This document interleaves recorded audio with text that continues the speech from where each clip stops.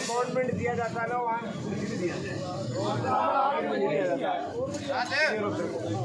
इस भीड़ को देखकर तो समझ ही गए होंगे, मेरे पीछे आपने जो भीड़ देखी ये किसानों की भीड़। जी हाँ, एक बार फिर से किसान आए हैं लघु सचिवालय अपना ज्ञापन सौंपने के लिए, मुआवजे की मांग करने के लिए, लेकिन पुलिस प्रशासन दरवाजे को बंद कर देती है और अंदर जाने से मना कर देती है। आखिरकार ज्ञापन सौंपने के लिए क्यों नहीं जाने दिया गया? एक बार बात कर लेते हैं इन्हीं से कि क्या वजह रही कि इन्हें अंदर तक नहीं जाने दिया और डीसी महोदय से नहीं मिलने दिया।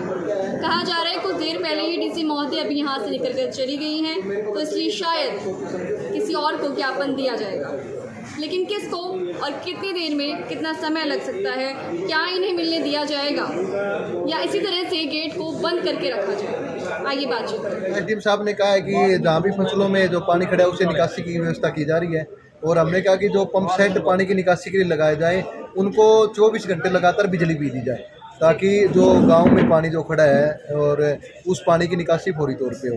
दूसरा कि जिन घरों में पानी घुस गया है, अभी तक तो बहुत से गांवों के स्कूल ऐसे हैं जो पानी 4-4, 5-5 फुट पानी खड़ा है। एक तरफ तो सरकार पढ़ाई की बात करती है, लेकिन दूसरी तरफ तो अभी तक पानी की निकासी नहीं हुई है। इन्हीं मुद्दों को लेकर आज हिसार का संयुक्त किसान मोर्चा आज प्रशासन से मिलने के लिए आया था। और सर, अगर आपको इस बारे में जानकारी हो तो जो पानी की निकासी करते हैं उन्हें टूल्स मांगे थे कुछ, लेकिन टूल्स नहीं दिए गए और तबादला कर दिया गया, तो कैसे वहाँ पर जो है पानी की निकासी की जाए? ये असल में ये सरकार ऐसी निकम्मी सरकार है, और इस सरकार में हमने देखा है कि इसमें सारे वर्ग दुखी है। चाहे वो स्कूलों की बात हो, अभी तो एक पिछले दिनों मामला आया था डानी सातला स्कूल का, 3री, 4ठी, 5वीं क्लास के बच्चे धरने पर बैठे हैं। और अभी जो आप कह रहे हो कि नहर में महकमे के जो लोग जो कर्मचारी बैठे हैं, बिल्कुल ये बिल्कुल सरकार की तानाशाही। प्रशासन दबाव डालता है कि आप काम करो, जब सामान ही नहीं होगा तो काम कैसे करेंगे? तो ये सरकार के हमें इस चीज़ की बड़ी, पहले भी हमें उनसे मिले थे कि आप सरकार अपनी तरफ से आदेश देती है लेकिन काम नहीं होता। काम क्या करें? कर्मचारियों के पास सामान नहीं है। अब पंप सेट की बात करें तो सरकार की तरफ से तो कोई भी एमपी एमएलए फ़ोन कर देता है कि पंप सेट दे देते हैं, लेकिन पंप सेट गाँव में पहुँचते नहीं है क्योंकि पंप सेट उपलब्ध नहीं है प्रशासन के पास।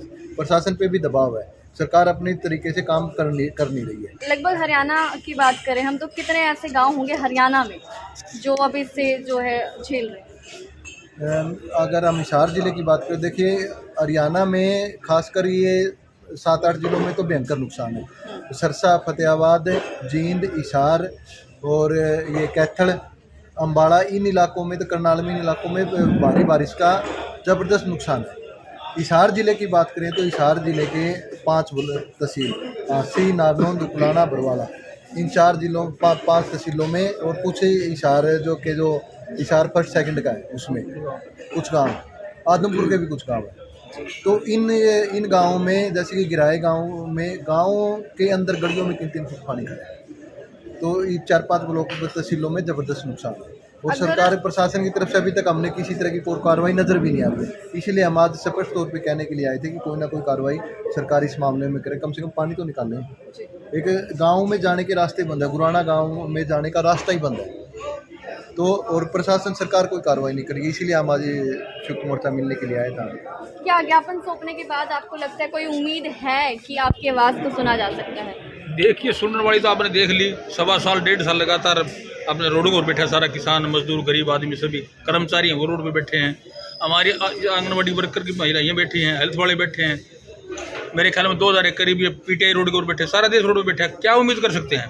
2020 का जो मुआवजा है आज अभी तक नहीं दिया गया। हमारे बाड़समंद तहसील में 2.5 महीने करीब धरना लगाया, अभी तक नहीं दिया गया।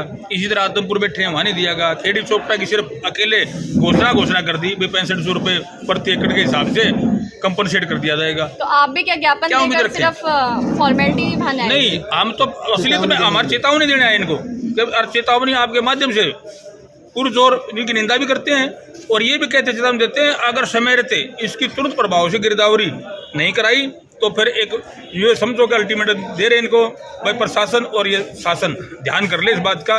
किसान मजदूर जो है बिल्कुल तंग आ चुके हैं, तुरंत प्रभाव से गिरदावरी करके और मुआवजा दिया जाए। जहाँ जहाँ पानी की दिक्कतें हैं, 4-5 तहसीलों में हिसार में बड़ा बुरा हाल है, घरों में पानी घुस रहा है, स्कूलों में पानी घुस रहा है, कहाँ बच्चे पढ़ेंगे बताओ। और खेती तो खत्म होगी, जीरी खत्म होगी, नरमा खत्म हो गया। हुड्डा साहब काफी दिनों तक बाढ़ संबंध में धरना चला और उस पर सरकार का एक जो सरकार आपके द्वार पहुंच करके आपकी मांगे मानी गई, तो क्या आश्वासन मिला है कि अभी उस पर प्रक्रिया शुरू हो चुकी है? देखिए ऐसा है, डिप्टी स्पीकर जो रणबीर गंगवा हैं, उनसे कमेटी की बात हुई थी आज से 1-1.5 महीना पहले। उन्होंने कहा था कि 10 दिन का समय दो मेरे को और मैं आपका समाधान करके दूंगा। लेकिन उसमें मैंने सिर्फ 3-4 बात ही की थी कि गंगवा साहब आप सिर्फ मेरे को ये बता दें उस फाइल का स्टेटस क्या है, भाई बाढ़ संबंध का तहसील का कितना तो मुआवजा है और वहाँ फाइल कहाँ पड़ी किसके पास, उनके पास कोई जवाब नहीं था। लेकिन सिर्फ उन्होंने यही कहा, सिर्फ ये मैं आपके माध्यम से कहना चाहूँ, मेरे को उसमें ये कहा भले तो कांग्रेस से चुनाव लड़ेंगे, ये शब्द कहे मैं आपके माध्यम से बताना चाहूँ।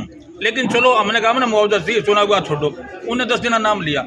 उसके बाद 20 दिन के बाद जाने के बाद फिर एक दिन बुलाए, कमेटी बुलाई, बाढ़ संबंधी कमेटी, उन्हें यहाँ बुला कर कहा कि भाई आप 1 हफ्ता का टाइम दे दो मेरे को और मैं आपका समाधान कर दूंगा। फिर उसके बाद वो बोले भाई मैं धरने पर आऊँगा।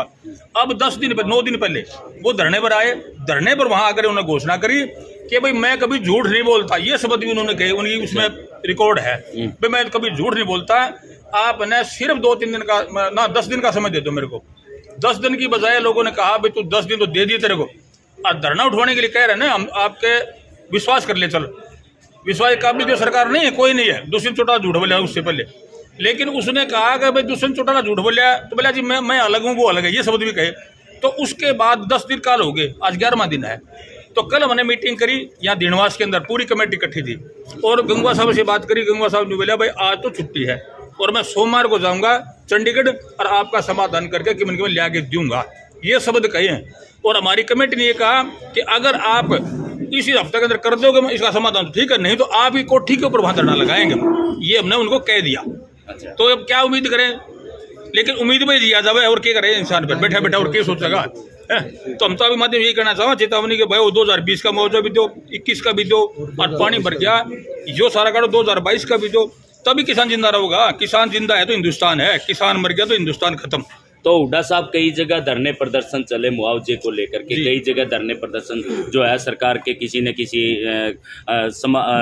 आश्वासन से खत्म भी कर दिए, मान लो स्थगित कर दिए गए हैं, खत्म नहीं कहेंगे क्योंकि आप स्थगित किए गए हैं। तो अभी जो मान लो जो चल रहा है आदमपुर का धरना, क्या इसको अलग अलग लेकर के सरकार बिठाना चाहती है किसानों को या एक बार ही समाधान करना चाहती है? देखिए सरकार तो बांटना चाहती है, सरकार तो बांट के जो काम करे, डिवाइड एंड रूल अंग्रेजों का जो था ना काम, वही काम ये करे सेम टू सेम, उसी में आगे जा रहे हैं। तो अरे आदमपुर में वही फाइल आदमपुर की है, वही हाल आदमपुर का है, वही खेड़ी चोपटा का, वही बाढ़ संबंध का है।